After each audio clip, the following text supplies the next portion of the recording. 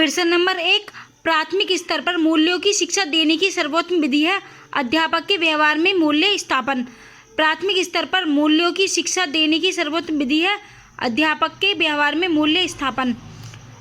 कक्षा में अनुशासन बनाए रखने के लिए सर्वाधिक प्रभावशाली उपाय क्या है? शिक्षण को रोचक एवं व्यावहारिक बनाना। क्वेश्चन नंबर 2, कक्षा में अनुशासन बनाए रखने के लिए सर्वाधिक प्रभावशाली उपाय क्या है? शिक्षण को रोचक एवं व्यावहारिक बनाना। किसी शिक्षक को यदि यह लगता है कि उसका एक विद्यार्थी जो पहले किसी वस्तु को भली प्रकार सीख रहा था उसमें स्थिरता आ गई है, शिक्षक को इसे सीखने की प्रक्रिया की स्वाभाविक स्थिति मानना चाहिए। किसी शिक्षक को यदि यह लगता है कि उसका एक विद्यार्थी जो पहले विषय वस्तु को भली प्रकार सीख रहा था उसमें स्थिरता आ गई है, शिक्षक इसे सीखने की प्रक्रिया की स्वाभाविक स्थिति मानना चाहिए। क्वेश्चन नंबर 4, अपनी कक्षा के एक विद्यार्थी की प्रवृत्ति को यदि शिक्षक बदलना चाहता है तो उसे उसके समूह के सभी सदस्यों की प्रवृत्ति बदलनी होगी। अपनी कक्षा के एक विद्यार्थियों की प्रवृत्ति को यदि शिक्षक बदलना चाहता है तो उसे उसके समूह के सभी सदस्यों की प्रवृत्ति बदलनी होगी। निम्न कक्षाओं में शिक्षण की खेल विधि आधारित है विकास एवं वृद्धि के मनोवैज्ञानिक सिद्धांत पर। निम्न कक्षाओं में शिक्षण की खेल विधि आधारित है विकास एवं वृद्धि के मनोवैज्ञानिक सिद्धांत पर। क्वेश्चन नंबर 6, श्यामपट्ट को शिक्षण सामग्री के किस समूह के अंतर्मुक्त किया जा सकता है? दृश्य साधन। श्यामपट्ट को शिक्षण सामग्री के किस समूह के अंतर्मुक्त किया जा सकता है? दृश्य साधन। निम्न में से कौन शिक्षण कुशलता से संबंधित है? श्यामपट्ट पर लिखना, प्रश्न पूछना, प्रश्नों को हल करना, सभी। निम्न में से कौन सा शिक्षण कुशलता से संबंधित है? श्यामपट्ट पर लिखना, प्रश्नों को हल करना, प्रश्न पूछना, सभी। कक्षा में जो विद्यार्थी प्रश्न पूछते हैं उन्हें लगातार प्रश्न पूछने के लिए प्रोत्साहित करना चाहिए। कक्षा में जो विद्यार्थी प्रश्न पूछते हैं उन्हें लगातार प्रश्न पूछने के लिए प्रोत्साहित करना चाहिए। शिक्षा की किंडरगार्टन पद्धति का प्रतिपादन किया है? फ्रोवेल ने। किंडरगार्टन पद्धति का प्रतिपादन किसने किया है? फ्रोवेल ने। शिक्षा की किंडरगार्टन पद्धति का प्रतिपादन किया है? फ्रोवेल ने। क्वेश्चन नंबर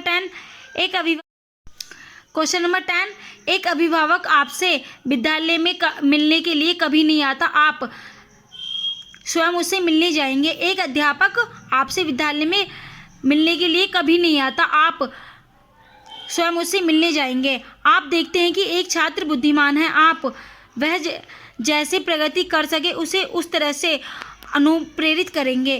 क्वेश्चन नंबर 11, आप देखते हैं कि एक छात्र बुद्धिमान है, आप वह जैसे अधिक प्रगति कर सके उस तरह से उसे अनुप्रेरित करेंगे।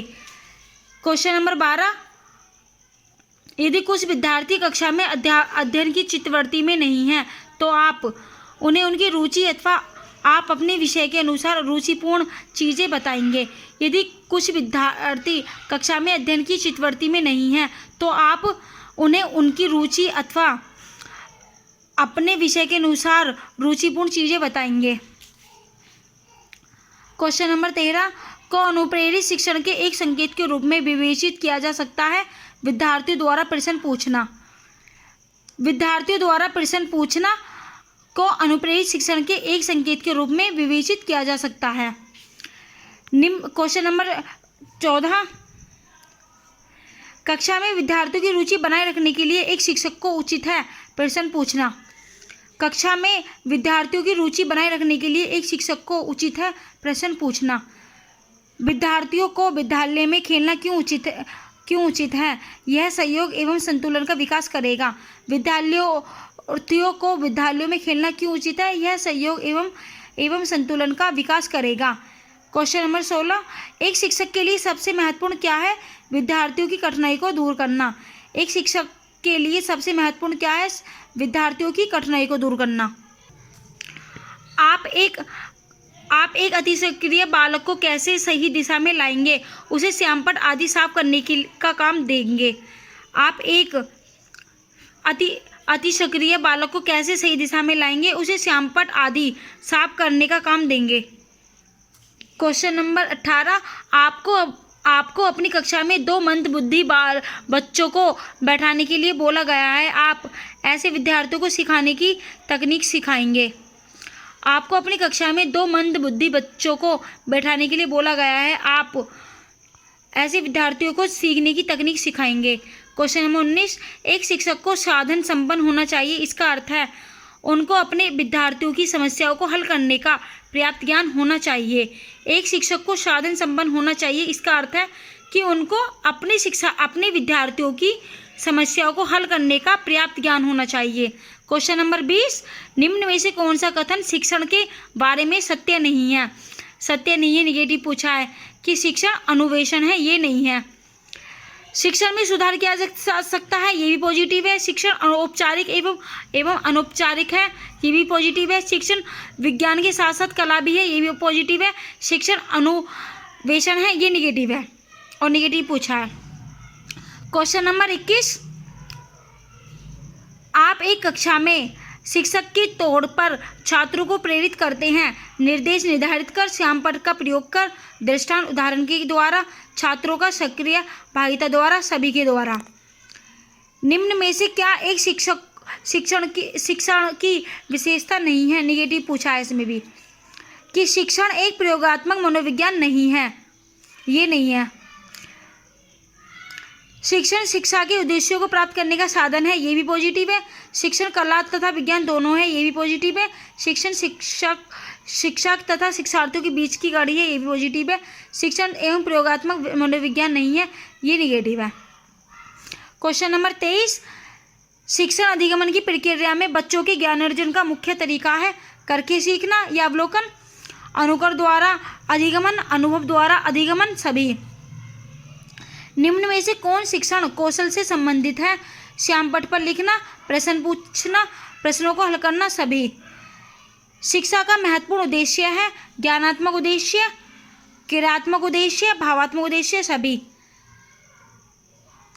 क्वेश्चन नंबर 25, शिक्षा का महत्वपूर्ण उद्देश्य है ज्ञानात्मक उद्देश्य, क्रियात्मक उद्देश्य, भावनात्मक उद्देश्य, सभी। शिक्षण विधियों तथा शिक्षण व्यूह रचनाओं का अंतर होता है उद्देश्यों का। क्वेश्चन नंबर 26, शिक्षण विधियों तथा शिक्षण व्यूह रचनाओं का अंतर होता है उद्देश्यों का।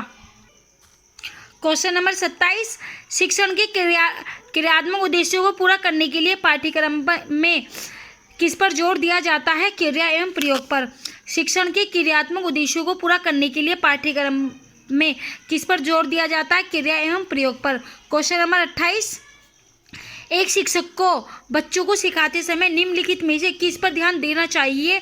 कक्षा के आकार पर, शिक्षण पद्धति एवं निर्देशन पर, बालकों के वर्गीकरण पर।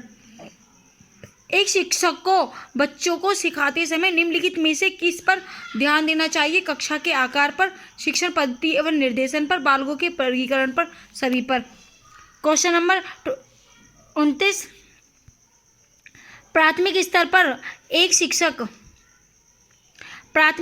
एक शिक्षक में निम्न में से किसे सबसे महत्वपूर्ण विशेषता मानना चाहिए? धैर्य और दृढ़ता को।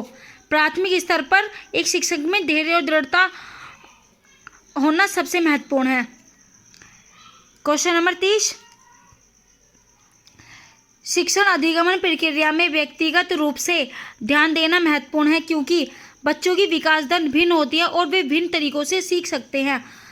क्वेश्चन नंबर 30, शिक्षण अधिगमन प्रक्रिया में व्यक्तिगत रूप से ध्यान देना महत्वपूर्ण है क्योंकि बच्चों की विकास दर भिन्न होती है और वे भिन्न तरीकों से सीख सकते हैं। क्वेश्चन नंबर 31, अनुकरणीय शिक्षण प्रविधि को माना जाता है नाटकीय प्रविधि। अनुकरणीय शिक्षण प्रविधि को माना जाता है नाटकीय प्रविधि। गतिविधि आधारित शिक्षण पर बल देता है सभी विद्यार्थियों द्वारा सक्रिय भागीदारिता पर। क्वेश्चन नंबर 32, गतिविधि आधारित शिक्षण सभी विद्यार्थियों द्वारा सक्रिय भागीदारिता पर बल देता है। क्वेश्चन नंबर 33, शिक्षण अधिगमन के अंतर्गत शिक्षक का प्रमुख कार्य है बालक को सीखने के लिए अभिप्रेरित करना। शिक्षण अधिगमन के अंतर्गत शिक्षक का प्रमुख कार्य है बालक को सीखने के लिए अभिप्रेरित करना। शिक्षण प्रक्रिया में विद्यार्थी आश्रित चर के रूप में कार्य करते हैं। शिक्षण प्रक्रिया में विद्यार्थी आश्रित चर के रूप में कार्य करते हैं। क्वेश्चन नंबर 35, शिक्षक को ज्ञान होना चाहिए अध्यापन विषय एवं बाल मनोविज्ञान का। शिक्षक को किसका ज्ञान होना चाहिए? अध्यापन विषय एवं बाल मनोविज्ञान का। एक अच्छा अध्यापक विद्यार्थियों के मध्य बढ़ावा देता है सहयोग की भावना। शैक्षणिक रेडियो की विशेषता है सरल रूप में पहुंच, विस्तार क्षेत्र, अधिगमन की सरलता, सभी। क्वेश्चन नंबर 38, शिक्षण कौशलों के विकास एवं सुधार की प्रवृत्ति है सूक्ष्म शिक्षण। कठोर शल्य उपागम को माना जाता है श्रव्य सामग्री और मशीन प्रणाली दोनों। शिक्षा के उद्देश्यों का वर्गीकरण किया है B.S. ब्लूम ने। शिक्षा के उद्देश्यों का वर्गीकरण किसने किया? B.S. ब्लूम ने। सूक्ष्म शिक्षण का विकास किया है D.W. एलेन ने। सूक्ष्म शिक्षण का विकास किया है D.W. एलेन ने। शिक्षा एक त्रिध्रुवीय प्रक्रिया है कहा था राइनबर्ग ने। इंपॉर्टेंट क्वेश्चन है, शिक्षण एक त्रिध्रुवीय प्रक्रिया कहा था राइनबर्ग ने। सूक्ष्म शिक्षण का उपयोग करते हैं प्रश्न पोषण के लिए, शिक्षण कौशल में, प्रशिक्षण में, सभी में। अभिक्रमित अध्यापन की विशेषताएं हैं व्यक्तिगत भिन्नताओं के सिद्धांतों पर आधारित अध्यापक की आवश्यकता नहीं दोनों। अभिक्रमित अध्यापन का सर्वप्रमुख सिद्धांत क्या है? लघुपद। अभिक्रमित अध्ययन का सर्वप्रमुख सिद्धांत क्या है? लघुपद।